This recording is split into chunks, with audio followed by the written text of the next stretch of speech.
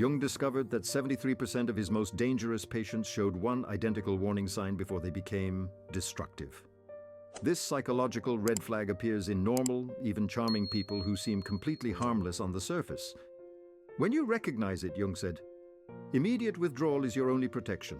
Today I'll show you exactly what to watch for because this sign doesn't announce itself through obvious aggression or toxic behavior. It's far more subtle, and that's precisely what makes it so deadly. The sign Jung identified appears when someone begins projecting their shadow onto others with absolute conviction. But here's what most people don't understand about shadow projection. It's not just psychological theory. It's a warning system that can save your life. In 1913, Jung treated a patient who would forever change his understanding of human danger. This patient was charming, articulate, and seemed genuinely concerned about others. But Jung noticed something that made his blood run cold. Every person this patient described as evil or manipulative shared identical traits. Traits that Jung recognized as the patient's own denied characteristics. The patient wasn't just mistaken about people, he was systematically projecting his shadow onto everyone around him. Within 6 months, this patient had destroyed 3 relationships, gotten 2 colleagues fired, and driven his own brother to a nervous breakdown, all while maintaining complete innocence and believing himself to be the victim.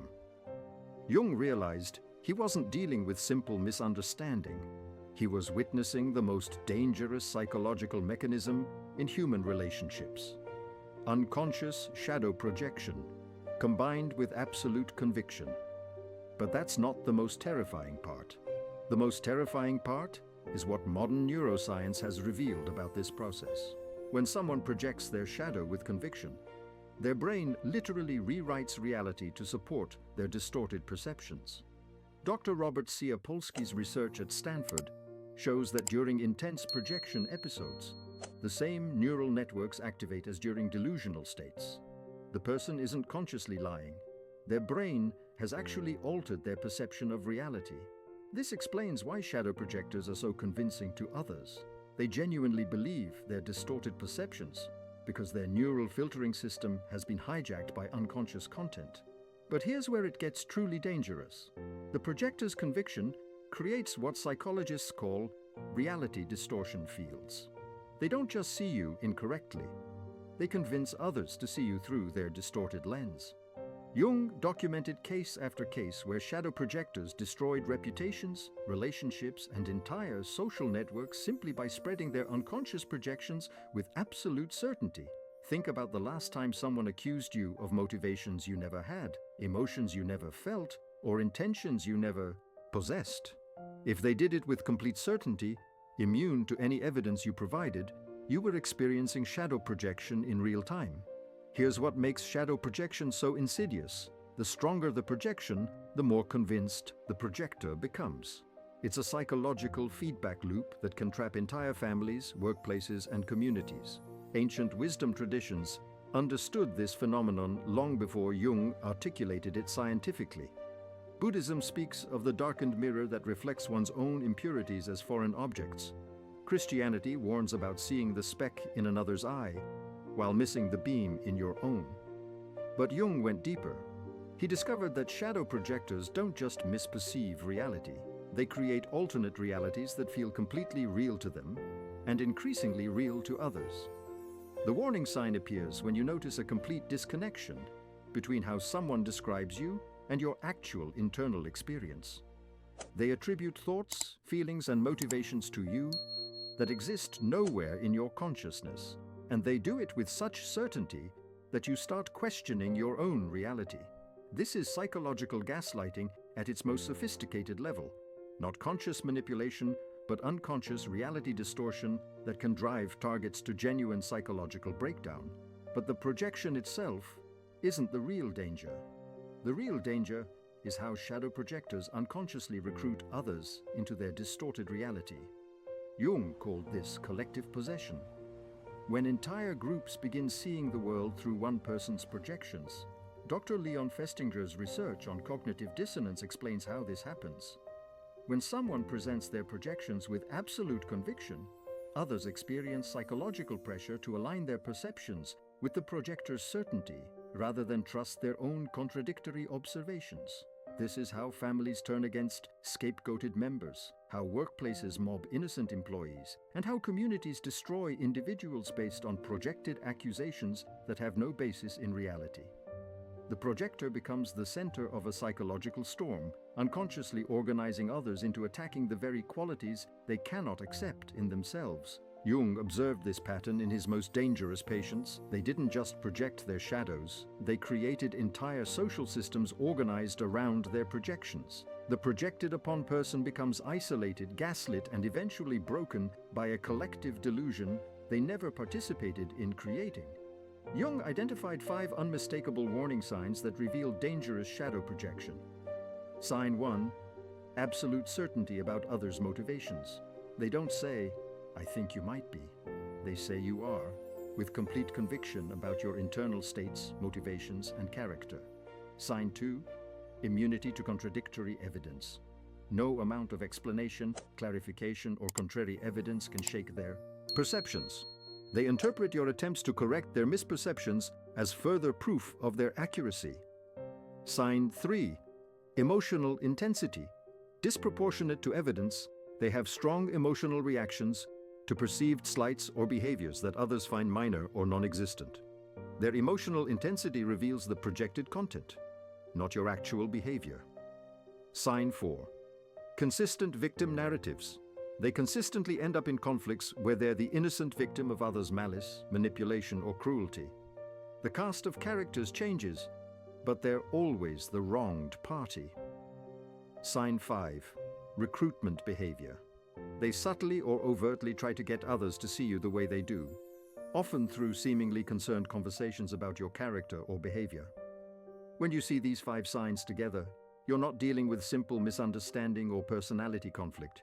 You're facing unconscious shadow projection that will escalate until it destroys something: your reputation, your relationships, or your sanity.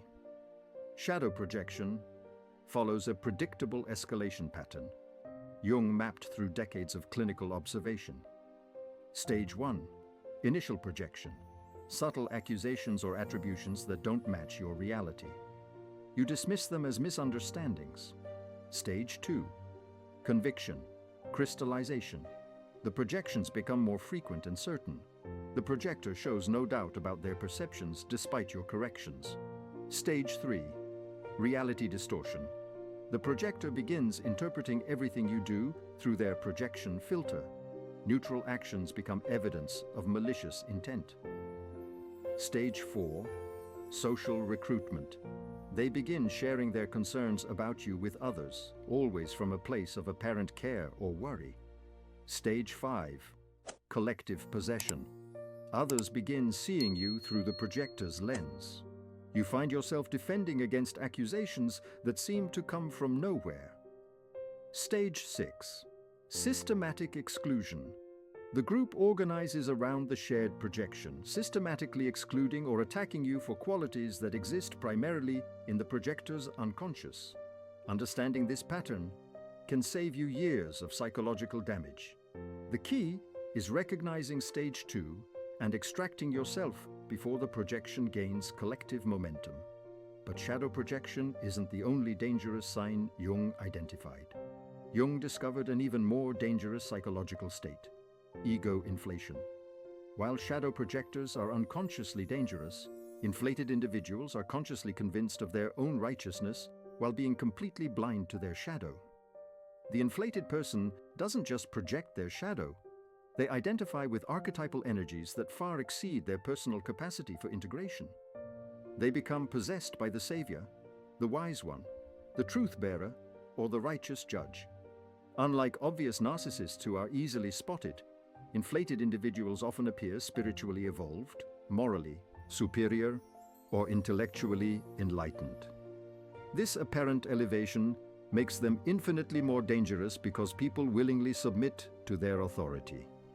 The warning signs of dangerous inflation include never doubting their own motivations. While authentic spiritual teachers express humility before mystery, inflated individuals exhibit absolute certainty about their perceptions and judgments, interpreting disagreement as evil. They don't process questioning as useful information, but as resistance to truth, goodness, or divine will itself. Their extraordinary charisma combined with rigid thinking creates magnetic attraction, while their inflated state eliminates psychological flexibility.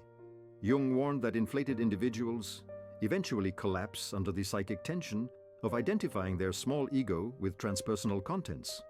But before they collapse, they often cause devastating damage to others through their absolute conviction in their own righteousness. The third dangerous sign Jung identified is complete identification with the social persona, the mask we wear in public, becoming the only identity the person recognizes. This creates what Jung called the perfect person problem. Someone so adapted to social expectations that they've lost all connection to their authentic self and shadow. The danger isn't obvious because persona-identified individuals are often models of social appropriateness. They always know what to say, how to act, what expressions to wear, but this perfection conceals a terrifying emptiness. When someone has invested all their psychic energy in maintaining a flawless external image, their rejected shadow aspects don't disappear. They accumulate in the unconscious like psychological pressure in a sealed container. The warning signs include uncanny social perfection.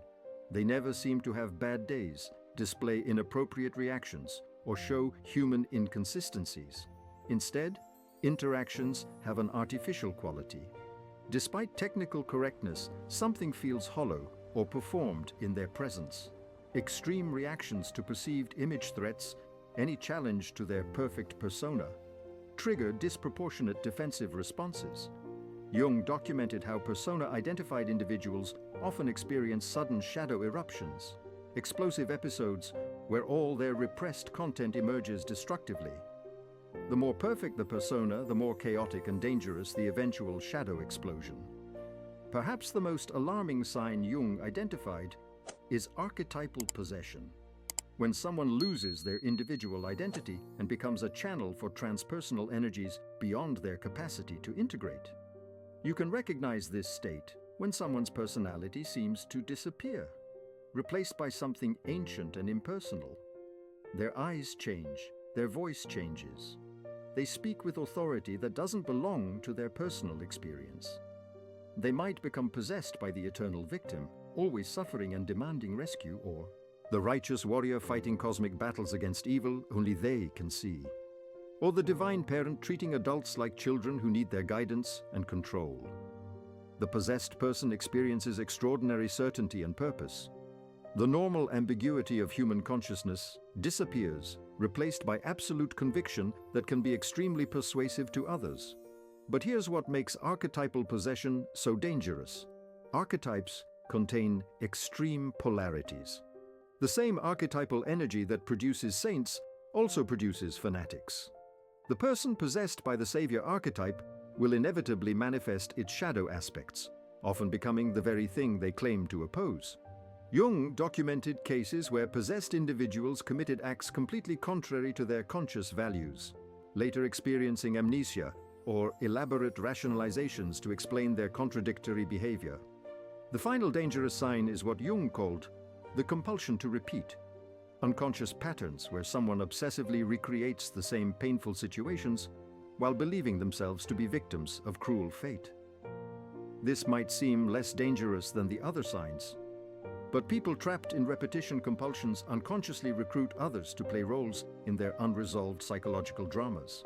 The warning appears when you notice someone consistently ending up in identical painful situations with different people, always following surprisingly similar scripts. They seem genuinely surprised each time the pattern repeats, as if they're victims of destiny rather than unconscious architects of their own recurring experience.